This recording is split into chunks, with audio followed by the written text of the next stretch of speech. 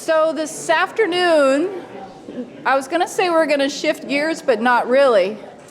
Because I think, guys, you probably heard over and over again this morning that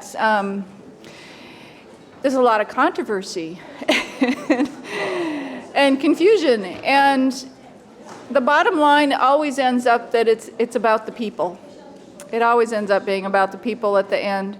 So what we wanted to have on our agenda today was a couple of people to talk to us about people, but these are learned people who study people and can better help us understand other people, or some such thing like that. But what they're going to talk about is why the management of forests is a social issue. I mean, we can know everything to know about birds and bugs and dirt and trees, but the social component is one that we probably have not paid as much attention to in the past, and we really need to crank up our learning curves in that whole arena. So we've asked Stanley Assaw, he's with the University of Washington, and Dale Blahna, who's with the Forest Service P&W Research Station up in Seattle, and they're going to tag team a talk and talk a bit about the social issue of this issue. So help me welcome these guys from Washington.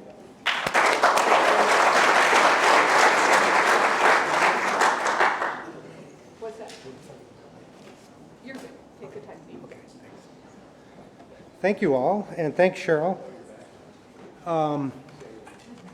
So I do think we're shifting gears dramatically. And yes, there was a lot of talk about social issues revolving around the Northwest Forest Plan and Forest Plan revision, how they're going to fit together.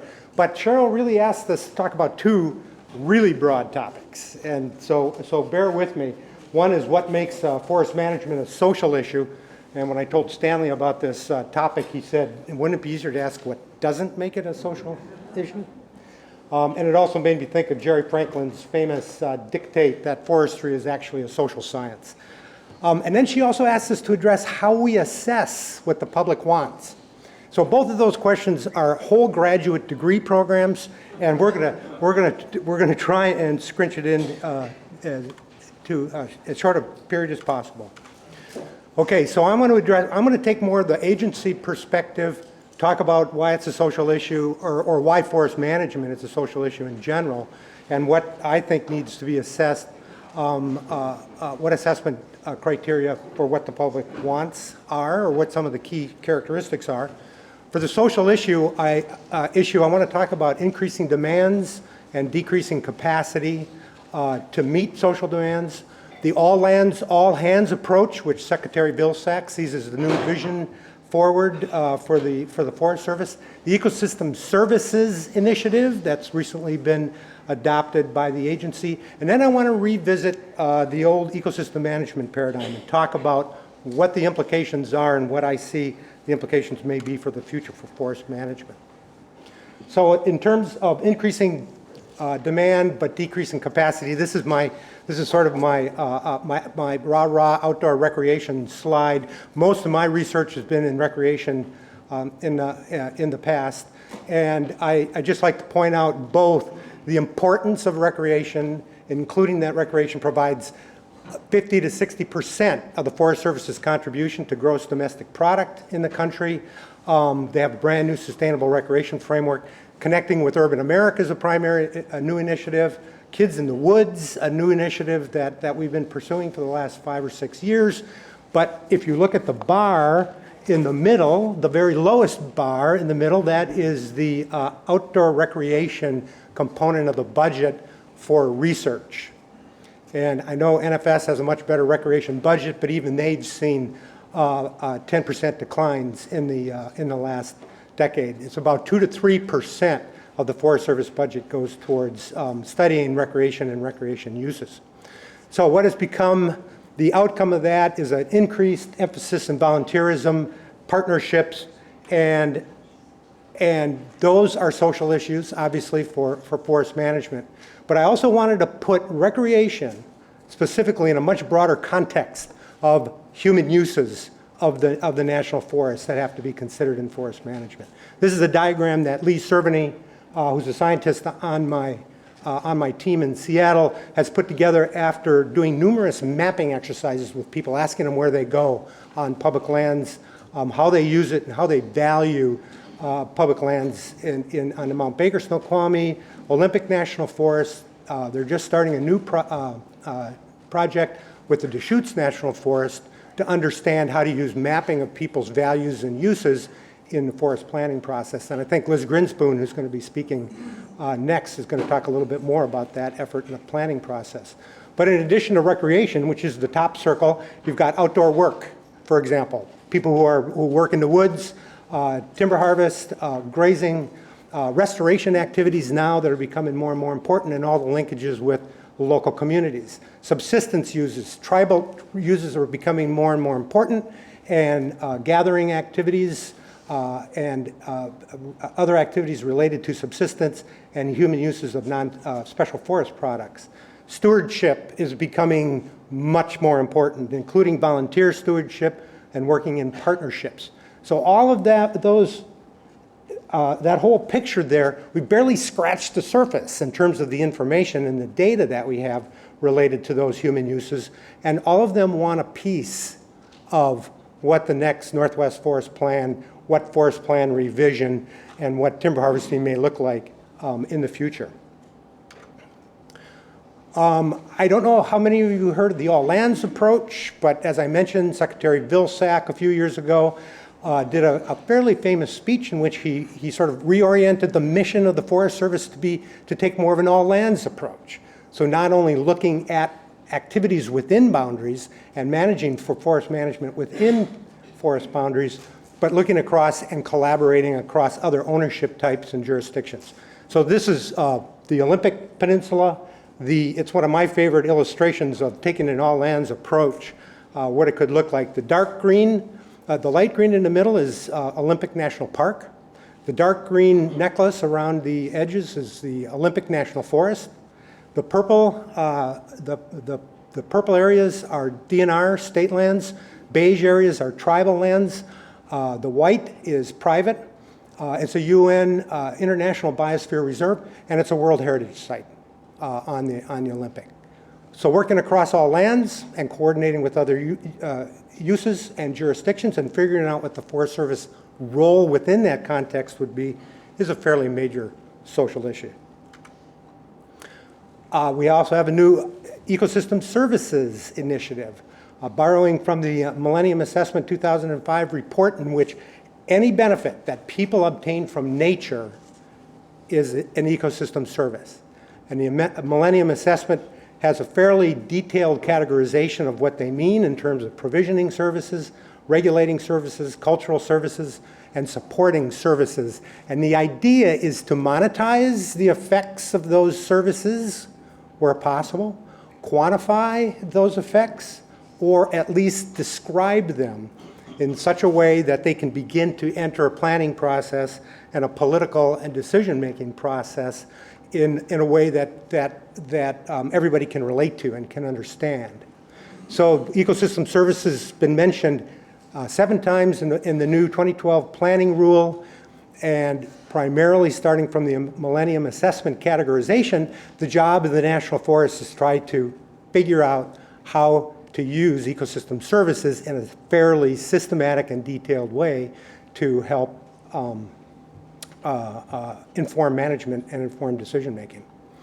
So there's an emphasis within the ecosystem services entire paradigm that's an emphasis on human well-being, which we could probably debate ad nauseum, and it has been in the literature, but it's the emphasis that the Forest Service is taking, and it's an emphasis that really makes sense from a social science perspective.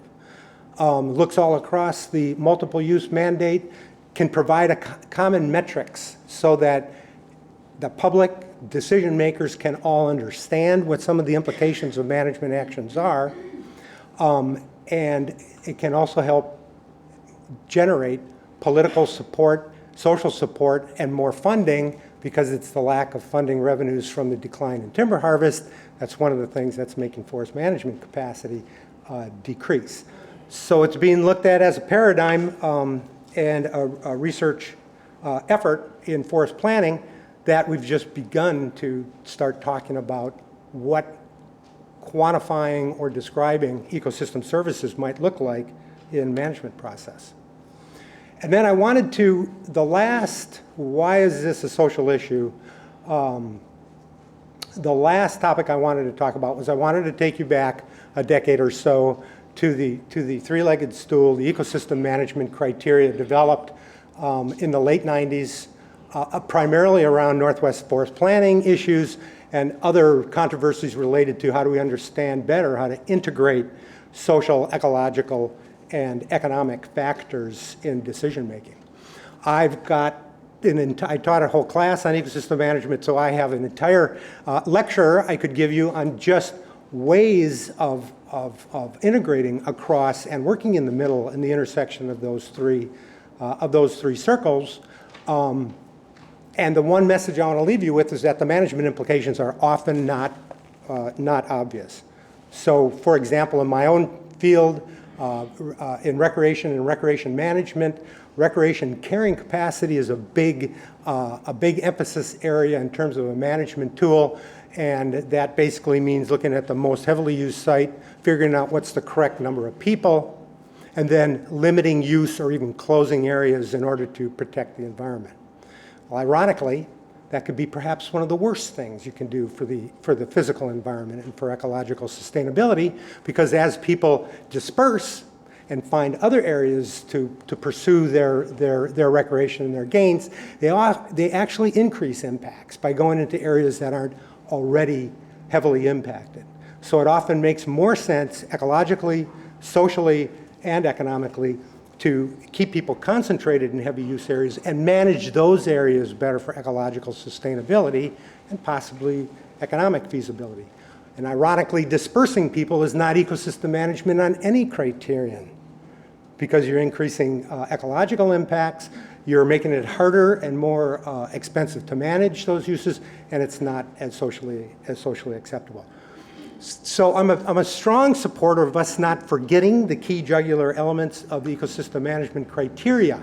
But the bigger issue in terms of forest management moving into the future is that those criteria have been morphing into more and more general terms.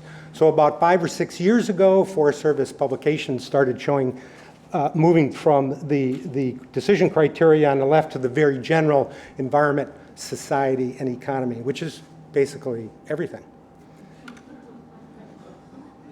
And the last iteration of the RPA assessment for the Forest Service, they came up with this new model on the right-hand side, which shows the economy being small within a moderate-sized economy, society within the larger biophysical environment. And that may be a good description, a descriptor of what we're confronted with, but we've lost now the decision criteria, ecological sustainability, economic feasibility, and we've now refocused back on the biophysical environment rather than the social and economic environment. And there's several problems with that. It kind of describes reality pretty well, but that's a purely descriptive kind of a function. And we've taken out the sort of management implications and the criteria for quality related to management, different management actions. So I would suggest this is actually the social issue model that you're all going to be confronted with as you move forward with revising forest plans and figuring out how to integrate the Northwest Forest Plan, is that if you think about it in terms of what is influencing what, virtually all of the human implications versus all of the implications for forest management start from the economic and social and work their way out. So preferences, understanding human preferences is one example. How then does that relate to the environment? But even more so, one of the resource management issues we're trying to address is what are human impacts. So the ecosystem degradation footprint, the stewardship footprint. Management is a human activity. It doesn't get done without the economic and the social basis needed to do the actual management activities. Working with environmental groups, working with other partnerships, and with volunteer groups, all of that kind of stewardship activity starts and emanates from the social and economic sectors and impacts the environment. So my argument would be we need to be thinking in terms of those directions and not just be thinking about describing the forest and focusing on the biophysical environment. That's not the way, it's still not the way our field is organized. So this graph here, this is a study of restoration effectiveness studies that was in the literature between 1984 and 2012. And you can see in the top chart there was virtually nothing. Around 1994, restoration effectiveness started to be studied, and now we get in 2010, 2012, up around 40 articles per year looking at restoration effectiveness. But when the authors looked at what were the decision criteria for effectiveness, what were the measures that were looked at, these bottom three charts, which they put into the social, economic, and ecological criteria, show you that 3% of the variables that were looked at were social, 4% of the variables were economic, and 98.5% of the studies included ecological data and ecological measures of effectiveness.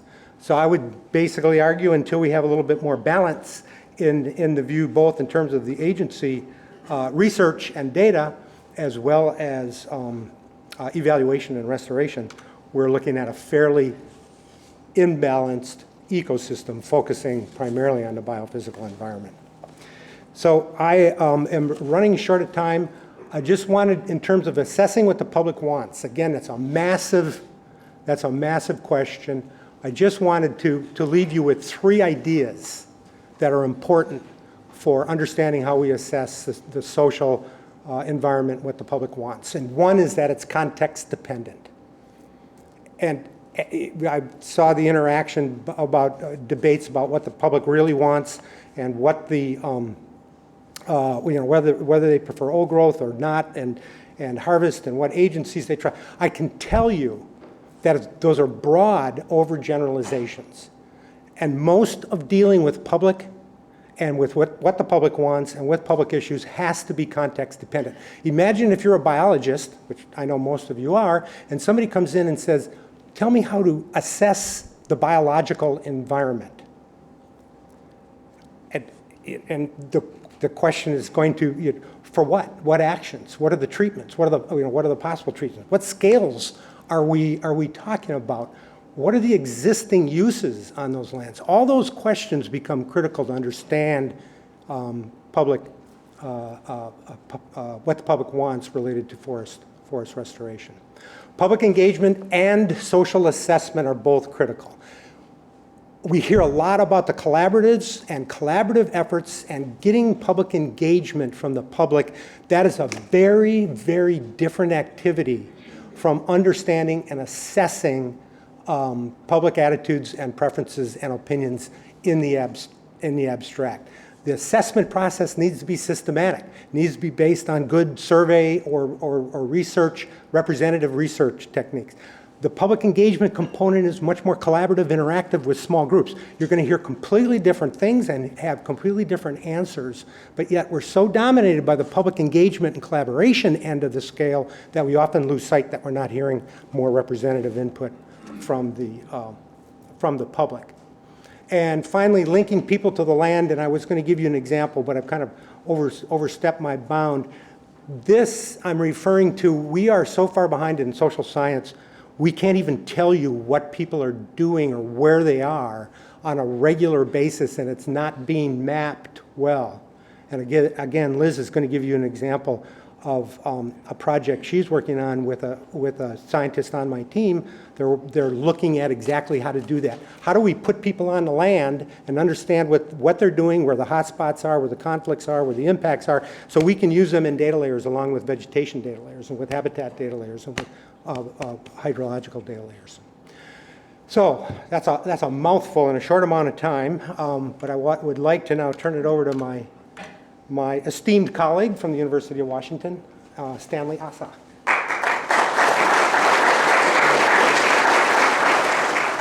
Are you guys clapping for me or for Dale? I was going to make I made a note to talk to Cheryl about this. The next time we have something like this, instead of taking our presentations earlier, she should just let us do the presentation while we're listening to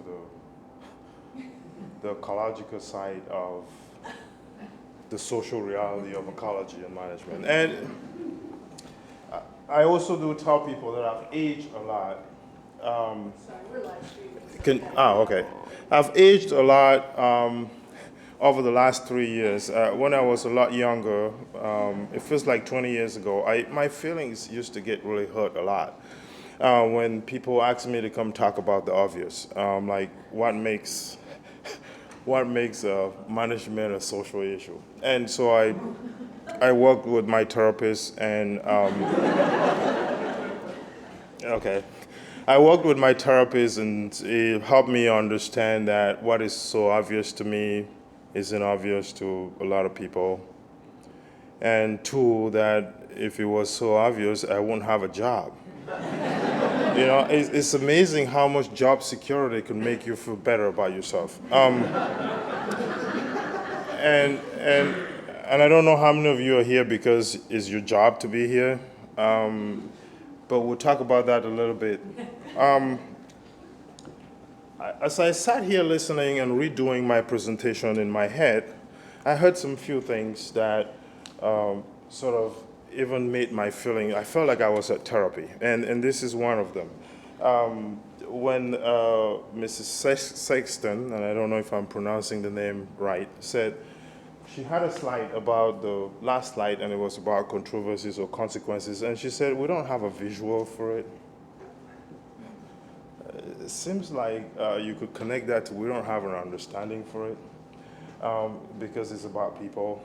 I also did hear her say that we would do some kind of thing that Jory Franklin asked, and she said we can't do that because controversy prevents us from doing it. She also alluded to the fact that there were two kinds of controversies. One was external, and then the one inside was a little better. And so controversies, and this is about people, okay? It's not, the trees are not fighting among themselves. Yeah, so the controversy is social, and the controversy makes it possible or impossible for them to execute certain management actions. I also did notice something that was really nice, because I study gossip. I study people, which people sometimes communicate through gossip a lot. I was in the men's room, and I heard two other people coming in. They didn't notice that I was there, and they said, oh, what do you think about this stuff? I think they're still in here. I don't know who they were. I just heard voices. What do you think about all this stuff? They said, and the other guy said, I'm still wanting to hear them say what they think about the fish. Can somebody own up to having said that? No, seriously, this was in the toilet, okay? So it doesn't matter. So we're here today, and it's a lot of people. You look around here, we're talking about forests. There's no forest here. There's no fish here. There's no climate change here. Maybe there is. But somehow I have to explain to you that this is about people. Okay? It used to hurt my feelings. It doesn't hurt my feelings anymore. Okay, so I also look for definition of management coming from occupational and organizational psychology, which is my personal bias, just like anyone else here. And I couldn't find a very solid definition of management, just like we don't have, the only one thing that is solid about this conversation today is 80 years. It's the number of years. Have you noticed that? Yeah, you could take the trees out of it, and that 80 is a hardcore fact. It's something we hang on to. Irrespective of what something else might be. Okay, so I looked around, and just like the diversity of understandings of what old growth is, what successional forest is, and listening to someone here say there's a lot of subjective interpretation of those kinds of things, I looked at my subjective interpretation of what management is, And I found out that it's about identifying, mobilizing, and deploying resources. Most of those resources are social because people have to do things. And they do all these things. They identify, mobilize, deploy resources. They set management goals, sometimes on the basis of whether there is a controversy or there is a social acceptability of it or not. Okay, like we can't do the successional thing that Jerry, I'm not a scientist, I don't understand what he was talking about, but clearly I understand that controversy made it impossible to happen. We set those goals, and implicitly in everything we've been saying here, it relates to the life, welfare, and relations of human beings in the community or another. That's why some people get really upset when you cut a tree that is over 80 years old. You know, feelings. How many of you have emotions here? How many of you know a tree that has one? Okay, and it's about cutting the tree, and the tree does not complain. We complain about the tree. So it really has to do with our welfare and social units. And it has to do with, we saw a lot of maps here about the diversity of different ecosystems. If you think about what people want out of a forest, how many of you found yourself arguing with yourself? Yeah, like I want to do this, I can't do this, I want to do this and this at the same time, but I can't. Going back and forth and arguing with yourself, multiply that by 67,000 billion zillion, that's how complex we one species are. Okay, so it is not surprising to me that we completely and almost until fairly recently ignore people and focus on the data.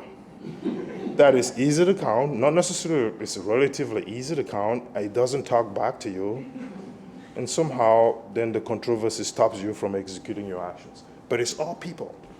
And this is about human subjectivity. We heard a scientist here tell us that you have all these different classifications, but there's a lot of subjective interpretation of things. Okay? That subject is not tree. The subjectivity is about us.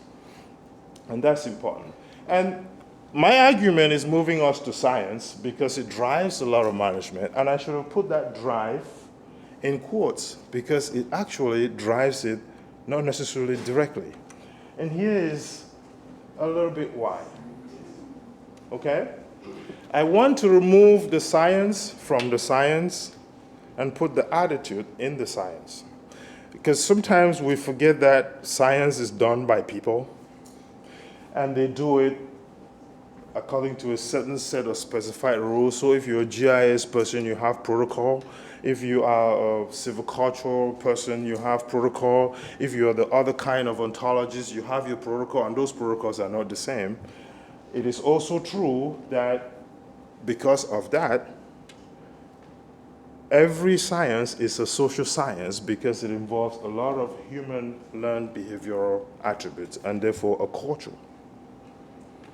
Okay? So every science, in my understanding, is a social science because it's done by people. And there's something about behavior. I've never seen, the reason why we have street lights and speed limits is because we don't really trust ourselves to behave the way we're supposed to behave all the time. So people also don't necessarily behave correctly all the time to do science. I'm not saying science is questionable. I'm saying people and their behavior are questionable.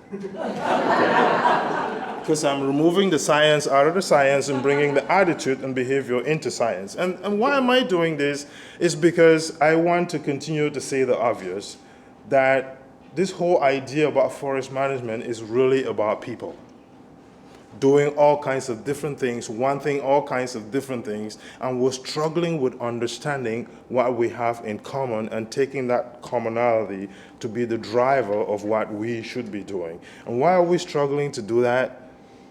Because we're human beings. We're one of the most irrational species on Earth. The thing that is stopping us from making a natural resource management decision is controversy, and so what do? We collect more biophysical data. Okay? So if you look at every natural resource management agency, the proportion of the problems that is social versus ecological, there's no comparison. You look at the proportion of effort that they allocate to understanding the problem is the exactly flip of it. It's like riding your bicycle upside down. Okay? So people, here's subjectivity again, they interpret findings and suggest management actions. People interpret. I heard somebody talk about the translation. It's not, I hope I didn't misunderstand that. It's not really translating it from one language to the other.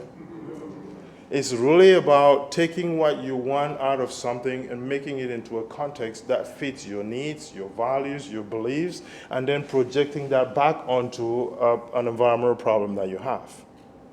Okay?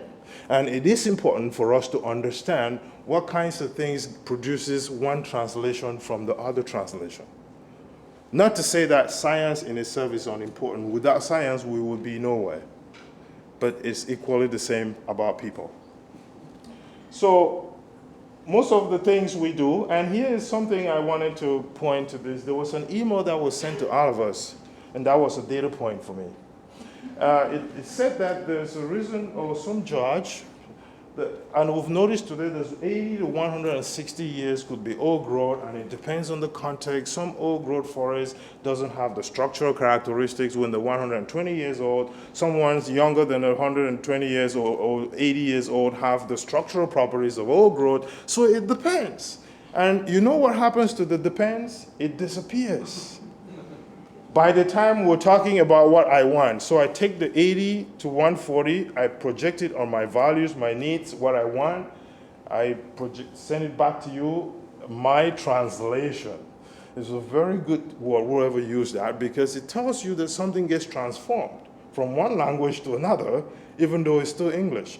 That aspect that becomes language is the values that we have, the beliefs that we have, the attitudes, the behavioral culture that we have, where we're coming from. All those things help us, and that's why I make a specific case here, to point out here that the judge is not a scientist, okay? And the judge is not a scientist, but the judge is a reasonable person. And reasoning is not an ecological phenomenon, it is a human and social phenomenon. And the term reasonable is important because what's reasonable to you is not necessarily what's reasonable to me. And there is an interest that everything serves, including intrinsic value, okay? And I'm not going to go into that debate, but it's part of it. So, people know that science findings within the same discipline are sometimes conflicting. Just like it is obvious that an 80-year-old stand might have old growth structural properties and a 120-year-old stand might not have structural properties, people benefit from that. They take advantage of some of those nuances by either suppressing some of them because it's not in conformity with what they want, or highlighting some other aspects of it more than others because it aligns more with the interests. Human interest is not a simple thing, okay? And I'm not talking about politics here. I'm just talking about what we want, whether we have the power to get it or not. And so you take, for example, wolves. I've been talking to people a lot about wolves, and they told me that 40 years ago, scientists said we should kill wolves. Today, the various discipline says we should bring wolves back. And the farmer is thinking, make up your mind. Okay? And they're saying that to the scientist, and the scientist is saying to the farmer, make up your mind. Your mind. There is inconclusive or not very precise nuances, and like I said, we take advantage of it. And the judge who decides on 80 is not a scientist. So can you guys tell me why the judge decided on 80? Safe. Because Jerry said so. Okay, who else has a different opinion? Yes? Well, because I think there was consensus that it's somewhere between 80 and 140 that you start developing these characteristics. So yes, go with the most conservative. Okay, I've heard safe, I've heard conservative, I've heard jury said so. I'll take jury out and put science. I've heard 3 different reasons from 3 different people why the same number is true.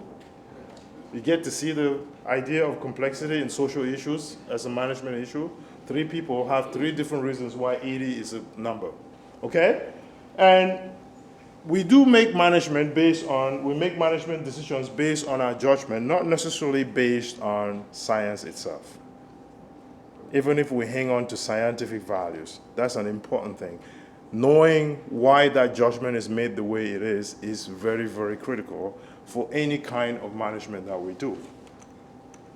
And so, I'll skip through this because it says the same things that I've said.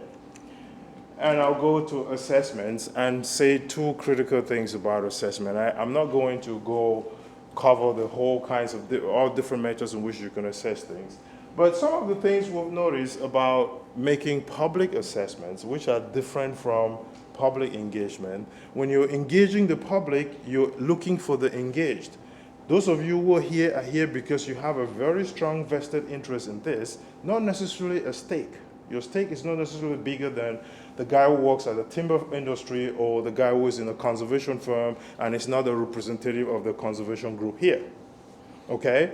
So that vested stake is what we call public engagement, but there's a representation of the public that is also equally important. And one of my critiques of the Forest Service especially is that they have not taken advantage of what the public in general, the representative view of the public is. We looked at the Deschutes National Forest and found two things, that the majority of people in the Deschutes, from a good representative sample, trust the Forest Service more than they trust some environmental groups. And those environmental groups, and the very population, trust one science to be the driver of forest management, and those environmental groups also are very well known for their scientific endeavors. Okay? But representative participation, one of the things we figure out when you listen to people is that they can actually make management look better than it actually is. Yes, the Forest Service in the Deschutes used to think of volunteering as a service that they provide to the people. We learned that volunteering is a service that the people provide to the agency. We learned from the people that some people actually think that volunteering is a service that the agency provides to them because it gives them an opportunity to more deeply connect with nature. Okay? We found the same thing about homeless people. It's a problem in the Forest Service. It's a benefit that people get. Even normal people, sometimes before they get a job when they move to the Deschutes, they camp in the forest for 3 weeks. The homeless.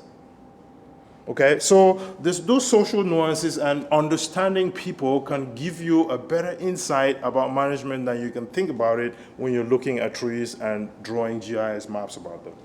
And those are the two things, and I think it's better for me to sort of call it quits before Cherry gets upset. I pay attention to people's feelings, you know. I don't understand trees' feelings.